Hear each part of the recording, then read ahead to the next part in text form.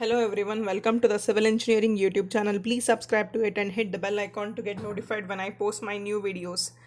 Today I'll be discussing a cantilever beam. The slope and deflection for a cantilever beam when it is subjected to a uniformly distributed load throughout the entire span. So I have just considered here you can just observe there are two figures here. So figure 1, it represents a cantilever beam PQ of span equal to L subjected to the uniformly distributed load of magnitude equal to W per meter throughout the entire span. So I repeated, I'm just considering a cantilever beam PQ of span equal to L and is subjected to uniformly distributed load of W per meter throughout the entire span. So in figure 2 represents M by EI diagram. So before drawing the M by EI diagram, I need to find out what is the bending moment at suitable points. So here only 2 points are considered here, that is P and Q. So we can with the knowledge of strength of materials, I can notice that the bending moment is maximum for the fixed end and 0 for the free end. Therefore with that knowledge I can be able to find what is the moment at the fixed end itself. So with that I need to find out what is the bending moment at the fixed end itself. So with that consideration I can be able to draw what is the M by EI diagram. So the first important thing is how to determine the slope. So here in my previous slide of determining the slope and deflection for the cantilever beam when it is subjected to the point load, I had explained the how to determine the slope at free end. That is it is nothing but the area of M by EI diagram with reference to the first moment of inertia, first moment of area theorem. So in the first moment of area theorem, so I have given a brief explanation that how to determine the slope at any points which has to be considered. So here I am considering the slope at free end which has to be determined. So at the free end, if I want to determine the slope, it is nothing but the area of overall slope I need to calculate. Area of the diagram I need to calculate it. So before going to the before calculating the area, so I need to find out what is the bending moment. So here, since it is a UDL, so as I said that bending moment is maximum at the fixed end. So W is the load acting, so load into perpendicular distance. So before taking that load, I need to the load in terms the load is in terms of load per meter, that is W per meter. So I need to convert that in terms of kilonewton first. So in order to convert that W per meter to that of W kilonewton, so I need to multiply that amount of load, magnitude of load, with the distance to which it is acting. So the distance throughout distance to which the load acting is L.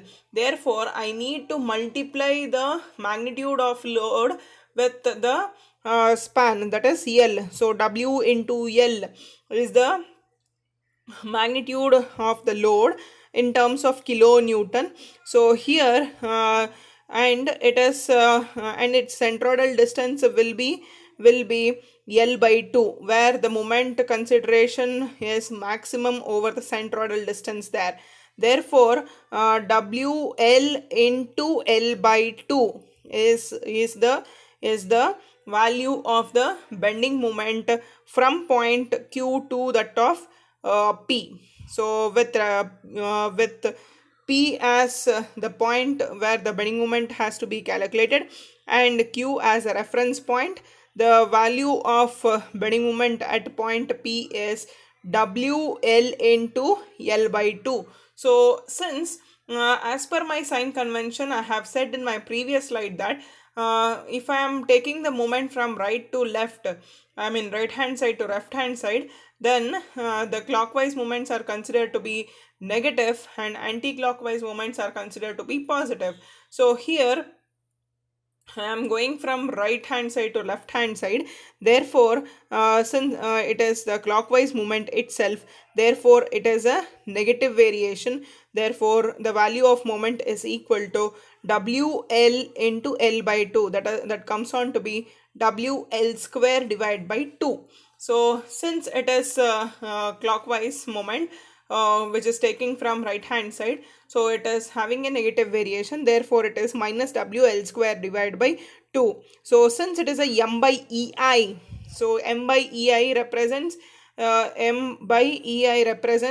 minus W by L square, minus WL square by 2EI. So that is M by EI, it is equal to minus WL square divided by 2EI. So since it is a negative, this is a base point, so the variation will be in the downward direction, and here there is no bending moment, so the point Q lies exactly on the base point itself. So since it is a uniformly distributed load, the variation will be in the form of parabola. So it will be in the shape of parabola itself. So again, the area has to be calculated in terms, I mean, in order to determine the slope here. So area of parabolic diagram, area of parabola is 1/3 of base into height. So in case of triangle, it is half into base into height, but as in case of parabola, it is 1 by 3 into base into height. So in case of parabola, it is 1 by 3 into base into height. So here 1 by 3 into base here is L, and height is WL square by 2EI. Therefore, if I just substitute that, I'll get what is the value of theta, that is minus WL cube divided by 6EI, minus WL cube divided by 6EI. So why it is negative means it is the clockwise movement I have considered. So again, if I take from P as a reference point, so the moment here is I mean the slope here is in clockwise direction from the point P in concern. Therefore it will become WL cube by 6EI radians. So clockwise with tangent from point P. So since it is a clockwise with the tangent, the slope is in clockwise direction with the tangent from point P. So theta q will be equal to WL cube divided by 6EI in terms of radians. Always the slope here in case of moment area method, it will be in terms of radians itself. It is not in terms of degree. Okay, so the next step is how to determine the deflection. So here, as I said, that the deflection is nothing but the product of area of M by EI and its centroidal distance from the reference point. So here the reference point is Q here. So I need to calculate the product here of area into the centroidal distance here. So area is the overall area of this parabolic diagram. So centroidal distance is, since Q is a reference point, from here I need to calculate the centroidal distance. So let me consider the point O as the centroidal point for the overall parabolic diagram. So from the distance from Q to O, so the distance from Q to O, the distance from Q to O is equal to x, that is a centroidal distance. So as in case of parabola, so since this is a longer end, the centroidal distance for the longer end, as in case of parabolic diagram, will be in terms of 3/4 of L, will be in terms of 3/4 of L, and shorter span will be in terms of 1/4 of L. So the variation here, it will be once again, the variation here, it will be